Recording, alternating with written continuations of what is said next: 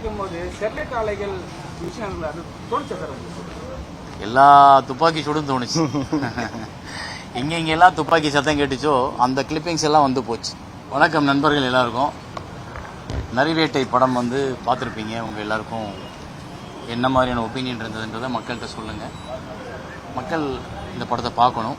நரிவேட்டை தமிழ் வெர்ஷனில், மலையாள படமாக இருந்தாலும் தமிழ் வெர்ஷனில் கொடுத்துருக்கோம். தமிழ்நாடு முழுக்க ரிலீஸ் ஆகிருக்கு. இப்போ எனக்கு இது ஒரு புது டைமென்ஷனில் இந்த படம் இருக்கும். நீங்கள் படம் பார்த்தீங்கன்னா எல்லாருக்கும் அது பிடிக்கும். இது வந்து ஒரு மக்களுக்கான உரிமை சம்மந்தப்பட்ட ஒரு படம் தான். மக்களோட உரிமையும் மக்களோட போராட்டமும் அது வந்து ஒரு கூட்டமாக தான் இருந்து போராடணும்னு கிடையாது. ஒரு தனி மனிதனாக கூட போராடி நமக்கான ரைட்ஸை வாங்க முடியுன்றதை ப்ரூஃப் பண்ணுற படம் தான். இதில் எப்பவும் நான் வந்து ஒரு கதாநாயகனாக இப்படி நடித்து பழக்கப்பட்டேன்னா இந்த படத்தில் ஒரு வித்தியாசமான அனுபவம் எனக்கு கிடைச்சது. டைரக்டர் என்னை கூப்பிட்டு இதை பண்ணுங்கன்றப்போ அதுக்குள்ளே எனக்கு ஒரு கன்வின்சிங் இருந்தது. நான் ஏன் அந்த கேரக்டருக்கு தேவைப்படுறேன் அப்படின்றதில் அது ஒரு நியாயம் இருந்தது. ஸோ அது ஒரு டைரக்டராகவும், அப்புறம் அந்த படத்தோட டைரக்டர் எனக்கு ரொம்ப பிடிச்சவராக இருந்ததுனாலையும், இந்த ஸ்டோரியும் இந்த கேரக்டர் எனக்கு பிடிச்சனால நான் அதை பண்ணினேன். எனக்கு நல்ல அப்ரிசியேஷன் கிடைக்கிது. ஸோ எல்லாருக்கும் மகிழ்ச்சி, சந்தோஷம்.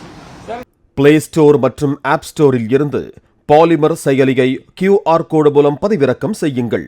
செய்திகளை உடனுக்குடன் பெறுங்கள்.